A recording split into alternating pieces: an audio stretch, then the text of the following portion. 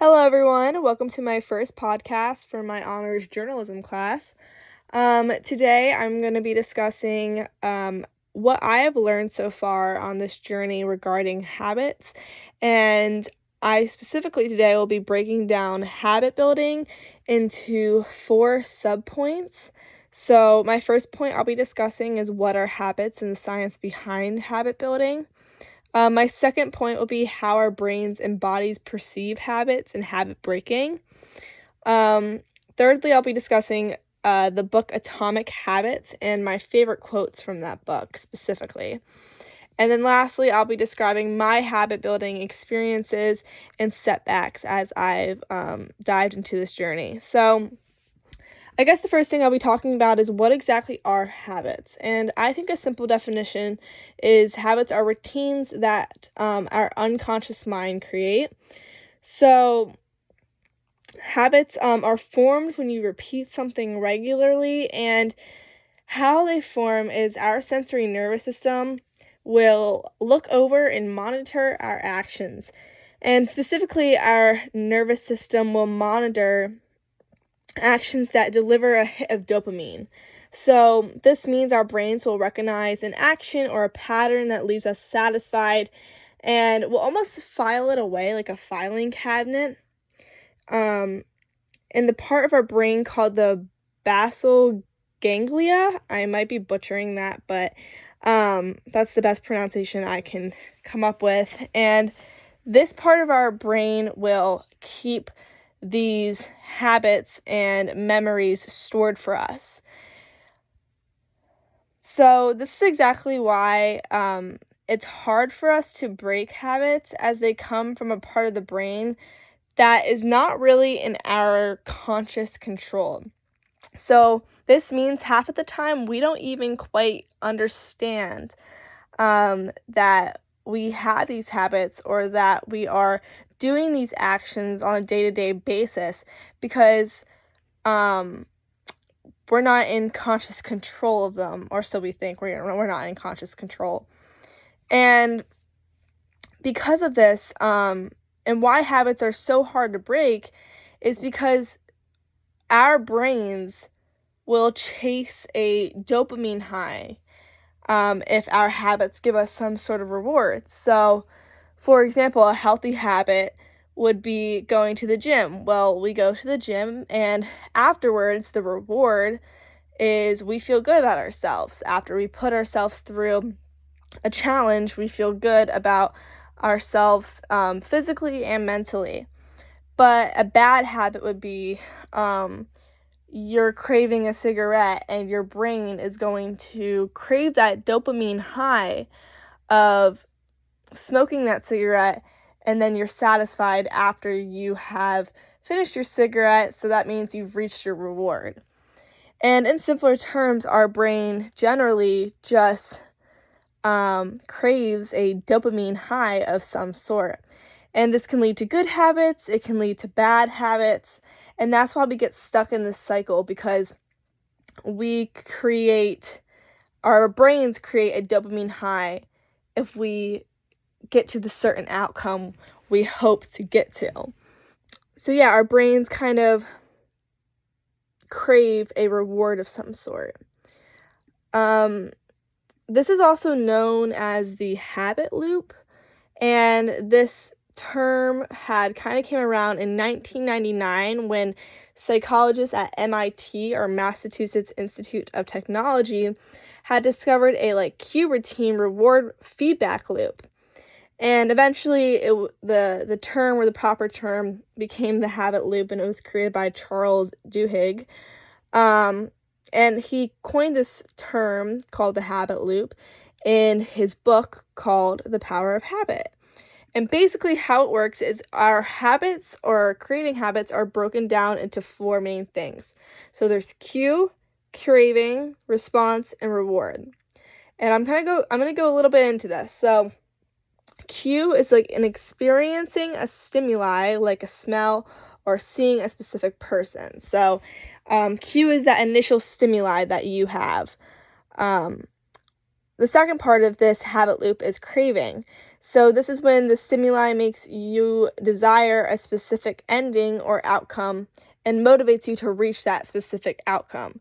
So maybe you're craving a chocolate chip cookie, so you're going to um, think about that chocolate chip cookie, and you're not going to stop until you get that chocolate chip cookie.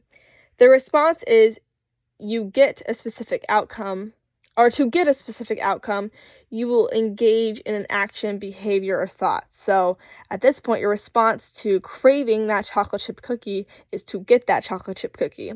So you might go to Wawa and order yourself a warm chocolate chip cookie at the stand. And then that reward, which is the last part of the habit loop, is the outcome that happens, and you have a sense of reward or satisfy your specific craving. And this causes a sense of relief. So you ordered your cookie as your response at Wawa. Well, now you're eating your cookie and you have satisfied your craving, so you receive a type of relief in your body. And this creates an endless loop because you're going to have a cue, which is you respond to some sort of stimulus. You're going to crave that specific stimulus, so that cookie. You're going to respond by taking action to get that cookie. And then once you get that cookie, you are satisfying your temptation. So you have finished that that habit loop through your reward.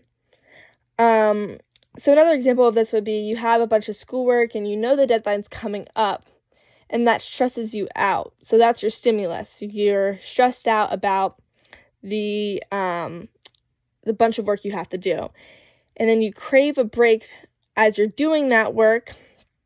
And that's a response. You're craving a break because of your boredom or your stress while you're doing that work. So then lastly, you take a break looking through your social medias, and that was your reward. You had a successful distraction while looking through your social medias. So it's kind of an interesting thing that can lead into a dangerous loop of procrastination, but it can also be a good thing if you start going to the gym every day and you crave that reward, which is feeling good about yourself. So it can go either way, which is which is something interesting about habits. So there's a study that was done, and it was done in 2010, and it indicated that an average of 66 days, or it takes an average of 66 days to establish a new healthy habit, such as exercising for 30 minutes a day. So the average time to build a healthy habit is 66 days. So yeah, that's some of the science behind habit building. There's other things that are kind of interesting about habit building. And something I found in this podcast I listened to, which is linked in my resources, was that the brain is the product of the past, and each memory has an emotion tied to it. So when we recall a memory, our response to that memory is creating a specific emotion. And that emotion can be happy, it can be sad, but specifically with unhappy emotions, we tend to internalize those emotions, and it makes our bodies fear change. Because whatever our thoughts are, our bodies react to our emotions and create this cycle where we don't want to change because changing makes our bodies and our minds uncomfortable. So that's why people consider emotions as thinking in the past, because you create that same story or that same life in your head repeatedly. And repeating a specific memory can make you less willing to create change for yourself because your body reacts to that memory in a certain way. So for example, if something happened to you like 10 years ago, you got in a car accident, well, you're going to relate that car accident to a bad feeling because obviously that was traumatic. But you may internalize that that trauma and prevent yourself in different ways from moving forward with it or from it, because your body is quite literally afraid to have that ever happen again to you. So what I'm trying to say is that we internalize our memories, which can prevent change, because ultimately our minds and our bodies, specifically our bodies, are trying to prevent us from any type of stress like that. So I just thought it was interesting that our thoughts really heavily dictate our willingness to change. So now I'm going to get into that third part of the podcast, which is some of my favorite quotes from Atomic Habits, which is the book I've been reading. And we're going to expand on those quotes a little bit. So I think we're going to do 2 today. I'm going to discuss 2 of the quotes, but a quote I thought was really interesting was, "Once your pride is involved, you'll fight tooth and nail to maintain your habits." And that was said by James Clear, the author who created Atomic Habits. And I thought that was interesting because I feel like people will justify them not changing their routines or their habits because they feel as though they're losing their dignity in a way. Like if you have sold people your story that you can't do this specific thing because of this past event, you trick yourself and other people into thinking that, specifically yourself, that you can't change because of this thing that happened to you in the past. And I thought that was an interesting quote because it kind of really captures that idea. Being, once your pride is involved, you'll fight tooth and nail to maintain your habits, because a lot of people don't want to change because changing means changing their personality sometimes. Another quote I thought was interesting was, "Your identity emerges out of your habits." So what you create for yourself each day and the routines you do each day will ultimately dictate your goals and your future outcomes. So if you want to get that dream job, well, you're going to have to create the habits that your highest self would, or your most successful self would be doing in order to get that dream job. And then lastly, I'm going to real quick talk about my habit building experiences. So I've been going to the gym, journaling, and meditating. And those have been the habits I've been trying to implement more regularly. And I will say that, like, going to the gym, I try to go at least 3 times a week, but recently I've been hitting the gym daily. And it's a really intimidating process because it can be uncomfortable to push your body to do certain exercises because you're not familiar with that weight, or you don't want to go into the weight section because there's people that are there that have been going for years or for months. But I found that the best way to keep myself accountable is to go with my family and to have someone reminding me that, having that extra voice to tell me that the only way I can change my body is if I go and I show up for myself. And I've also been journaling and meditating, which I've found has made me start my day with a better mindset.